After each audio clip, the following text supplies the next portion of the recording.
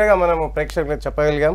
So ఏది ఏమైనప్పటికీ ఇక ట్రంప్ ఎందుకు ఇలా అని అన్నప్పుడు తప్పకుండా అమెరికా ఇలాగే ఉంటుంది అనేది మనం చాలా రోజులుగా భావిస్తున్నాం. అండ్ మీకు తెలుసు ఆ రోజు చావు దెబ్బ తగిలిన తర్వాత యాక్చువల్ ఒపీనియన్స్ ఏంటి అని అంటే వీళ్ళు ట్రంప్ దగ్గరికి వెళ్ళారు, మనం వెళ్ళలేదు. We did not go to them actually. So ఆ తర్వాత రిక్వెస్ట్ చేయటము, బెగ్ చేయటము, సరే నేను మాట్లాడతాను ఏదో అని వాళ్ళకు కమిట్మెంట్ ఇవ్వటం జరిగింది. కానీ మనకి కమిట్మెంట్ ఇవ్వకుండానే అండ్ ఇంకొకటి ఆ రోజు 11 o'clock నుండి 3:30 వరకు హాట్ లైన్ కనెక్షన్ కోసం ప్రయత్నం చేశారు. హాట్ లైన్ కనెక్షన్ దొరకలేదు. 3:30 తర్వాతనే DGMOకి సంపర్కం జరిగింది. ఆ తర్వాతనే ఈ సీజ్ ఫైర్ అనౌన్స్మెంట్ జరిగింది. అండ్ ఆ తర్వాత ట్రంప్ అరౌండ్ 4:30, 5 o'clock ట్వీట్ చేయటము, తర్వాత 6 o'clock మన ఫారిన్ సెక్రటరీ మేస్త్రి గారు వచ్చి అనౌన్స్ చేయటము, ఇవన్నీ కూడా ఒక ప్రాసెస్ లో జరిగిపోయాయి అన్నమాట.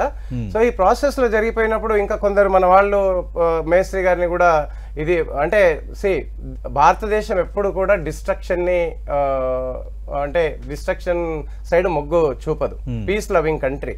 సో డెఫినెట్ గా పాకిస్తాన్ ని ఈవెన్ సెకండ్ డే కూడా మనము విధ్వంసం చేయాలనుకుంటే చేసేవాళ్ళం.